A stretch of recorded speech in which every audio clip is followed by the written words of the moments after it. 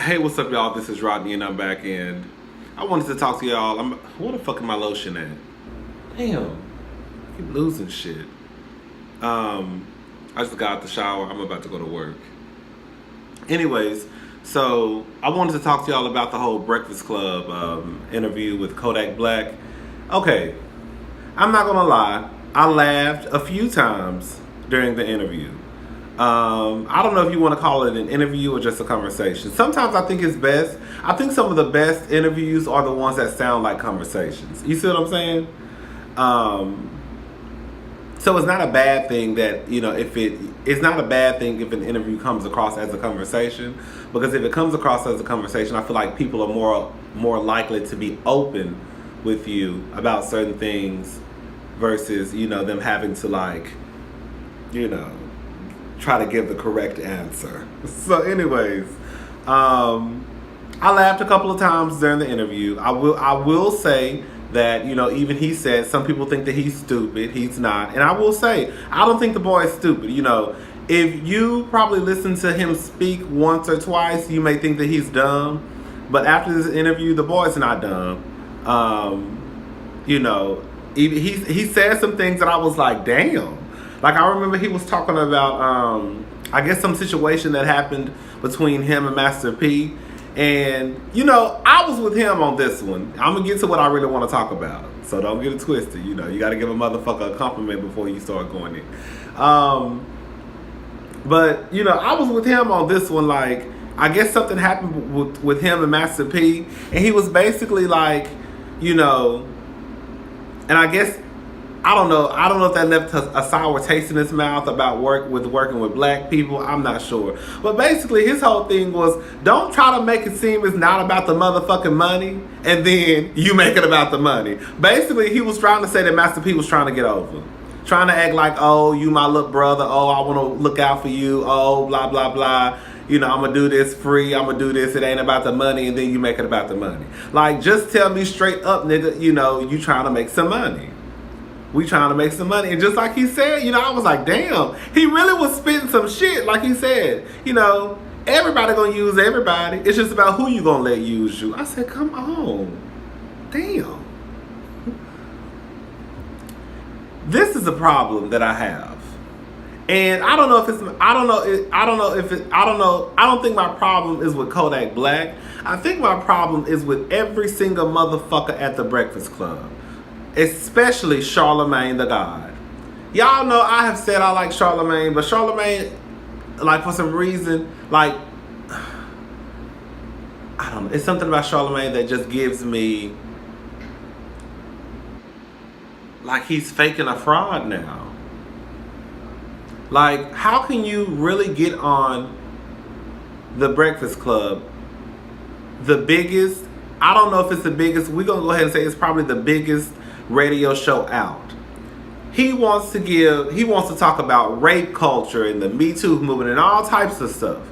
And then you have someone sitting 2 feet away from you who has been accused of raping someone, and it not comes up in an interview. I say, if I just saw having flashbacks to like the early 2000s where you would hear these stories of these sexual assault cases going on and them going to these interviews and it not being mentioned, like,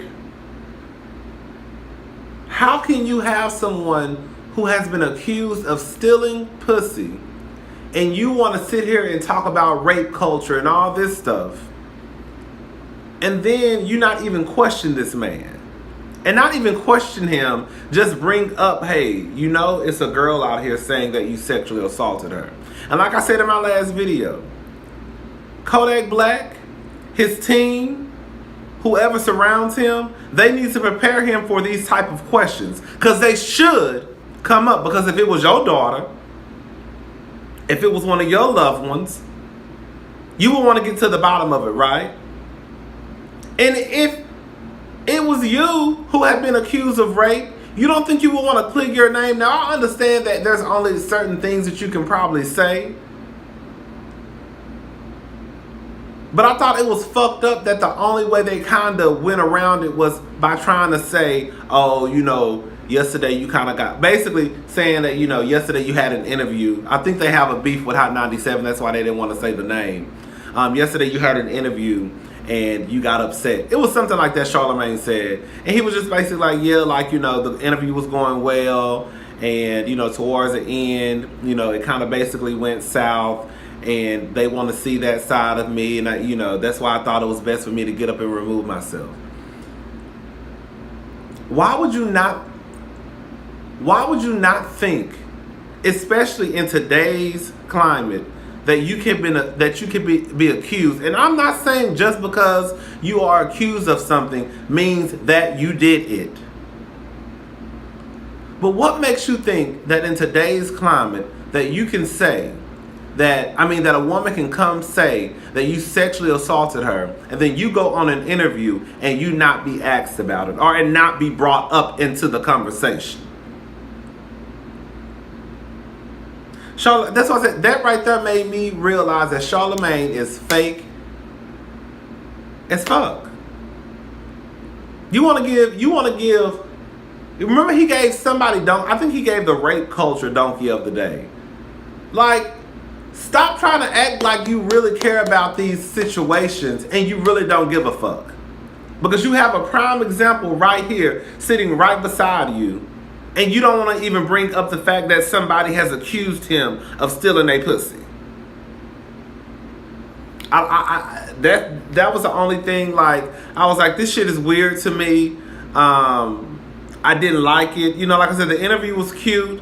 You know, and everybody's out here. It's sad to me because everybody is out here mad at Ebro for bringing up something that could have happened. And instead of him basically saying, I didn't touch that goddamn bitch, I didn't fuck that hoe, or yeah, we fucked but it was consensual, or, you know what I'm saying? Or maybe his team came up with the best thing to do is if somebody brings it up or if somebody asks you a question, get up and leave. But you really think that those questions are not going to come up? Like, that shit is weird to me. I'm about to go bye, y'all.